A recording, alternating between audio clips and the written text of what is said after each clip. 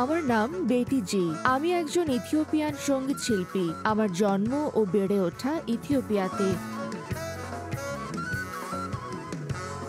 এটা বুঝতে পারা আমার জন্য কঠিন যে আমরা প্রকৃতির সাথে যেভাবে আচরণ করি তা বিথোভেনের সময়ের তুলনায় আমাদের সময়ে পরিবর্তিত হয়েছে কিনা। তবে মানুষ হিসেবে আমি বলতে পারি পরিবর্তন হয়েছে। জলবায়ুর পরিবর্তন ইথিওপিয়াতে তীব্রভাবে দেখা যাচ্ছে। দীর্ঘস্থায়ী খরা এবং অপর্যাপ্ত ফলন জলবায়ু পরিবর্তনের প্রভাব।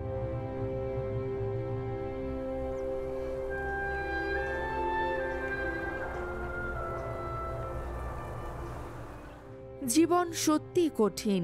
জীবন অত্যন্ত ব্যয়বহুল। মানুষকে উপার্জনের দিকে ভীষণ মনোযোগ দিতে হয়। কিন্তু আমাদেরকে প্রকৃতি সম্পর্কে যা কিছু ঘটছে সে বিষয়ে সচেতনতা তৈরি করতে হবে, কারণ এই মুহূর্তে আমরা ভুল পথে এগিয়ে যাচ্ছি। আমি সচেতনতা তৈরি করতে সঙ্গীত রচনা করি। আমার খ্যাতিকে আমি ব্যবহার করি। আমার বেশিরভাগ শ্রোতাই বয়সে তরুণ। মানুষ যখন আমাকে কিছু করতে দেখে, বিশেষ করে তরুণরা, তারা আমাকে অনুকরণ করতে পছন্দ করে। তাই আমি রোল মডেল হয়ে ওঠার চেষ্টা করি।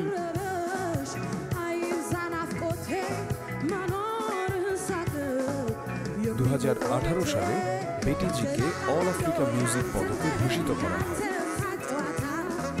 তিনি পূর্ব আফ্রিকার সেরা নারী শিল্পী এবং বছরের সেরা নবাগত শিল্পী নির্বাচিত হন।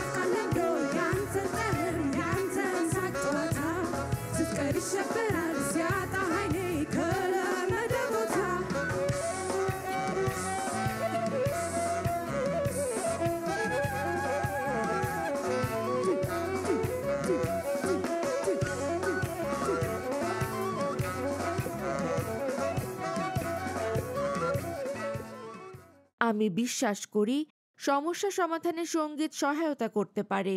প্রথম কারণ, সচেতনতা তৈরিতে এটি সবচেয়ে সহজ উপায়। আমাদের খুব কম বনাঞ্চল রয়েছে, সেই সাথে আমাদের রয়েছে অল্প বন্য প্রাণী। আমরা আসলে তা হারিয়ে ফেলছি। আমরা যদি এই ধারা বজায় রাখি, আমাদের কাছে প্রকৃতি বলে কিছু থাকবে না। সবকিছু হবে শুধু কংক্রিট আর কংক্রিট, এবং শুধু সেটাই। ইথিওপিয়ার জনসংখ্যা 1,12,00,000, আফ্রিকার সবচেয়ে জনবহুল দেশগুলোর মধ্যে একটি।